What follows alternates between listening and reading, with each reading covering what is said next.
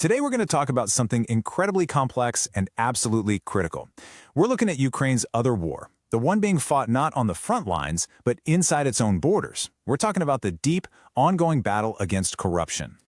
And to kick things off, just listen to this quote. It's pretty shocking. People are stealing like there's no tomorrow. And get this, that's not from some outside critic. That's from a top advisor inside the Ukrainian presidential office, talking to Time magazine. That one sentence just cuts right to the heart of the problem and sets the stage for the incredibly tough internal struggle we're about to unpack.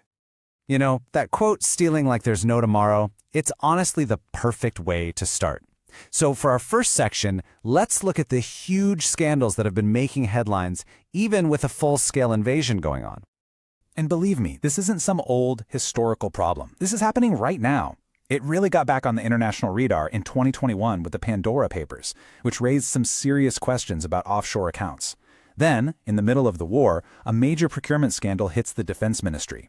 After that, authorities bust an alleged scheme involving military drones. And most recently, a massive investigation into Energoatom, the state's nuclear operator. The thing about this Energoatom probe that's so stunning is just how big it is and how close it gets to the top. I mean, we are talking about alleged kickbacks worth $100 million. The fallout was fast, 2 government ministers had to resign, and according to reports, the investigation even implicated a former business associate of President Zelenski himself. It just goes to show you how high the stakes really are. So if corruption is the disease, who's supposed to be the cure? Well, this next section is all about Ukraine's anti-corruption agencies, the watchdogs, and the intense political fight they're in just to do their jobs.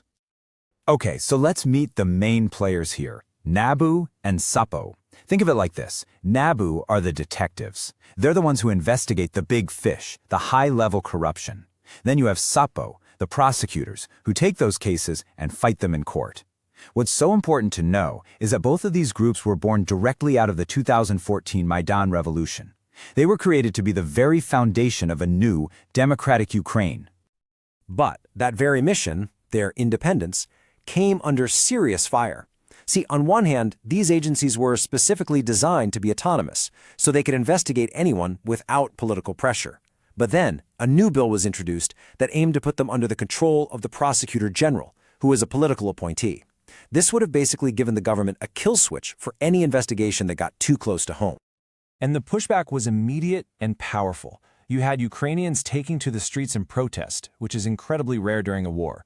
And then, the European Union stepped in and threatened to freeze $1.7 billion in aid. That combination of pressure from the people and from international partners actually worked. The government backed down and a new bill was put forward to guarantee the agency's independence. It was a huge win for the anti-corruption fight. But here's the thing. This recent fight didn't just pop up out of nowhere. To really get what's happening today, we need to rewind and look at the deep, systemic roots of corruption in Ukraine's past. It all really started back in the chaos of the 1990s. After the Soviet Union fell, oligarchs and organized crime just swooped in and grabbed enormous power.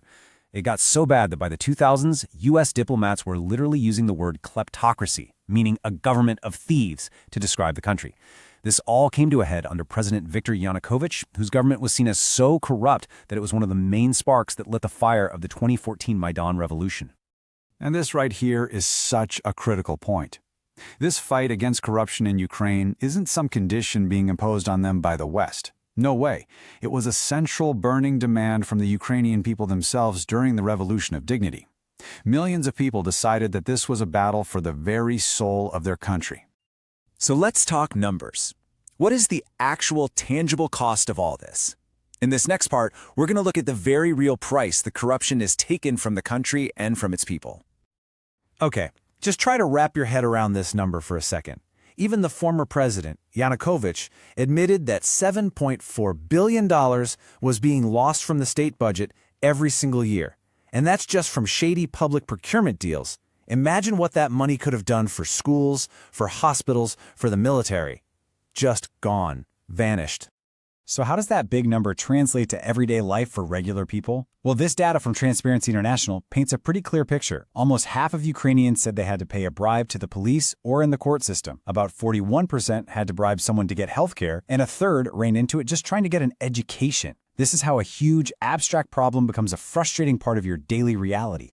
So, with all that said, has anything actually gotten better? Well, this chart gives us a reason for some cautious optimism. It shows the Corruption Perceptions Index score, and remember, the higher the score, the cleaner a country is perceived to be. Back in 2014, Ukraine was at a 26. A decade later, it's up to 35. Now, that's still a long way to go, for sure, but it shows slow, steady, and very hard-won progress. All right, this all brings us to our final section, where we're going to tie all of these threads together. Because to really understand Ukraine today, you have to see that it's fighting on two very different but very connected fronts. And here it is, really the central idea of this whole explainer. Ukraine is fighting two wars at the same time. There's the brutal, external war against the invasion, a fight for its very survival. And then there's the internal war, against what you could call the cancer of corruption. And these two battles are not separate. The success of one absolutely depends on the success of the other. And you know, the stakes for winning this internal war could not be higher. A top national goal is joining the European Union, and the path to get there is basically a giant anti-corruption checklist. It's not negotiable. You have to strengthen institutions like NABU and SABU. You have to clean up the courts. You have to prove that you're prosecuting the big fish and that international aid is being used properly. For Ukraine, winning the war on corruption isn't just a nice goal. It's the price of admission to the future it wants. And so, that leaves us with this one final question. It's the question that sits at the very heart of this entire monumental struggle. It defines Ukraine's present, and it's going to shape its entire future. Can a nation win a war for its very survival while it's also fighting a war against itself?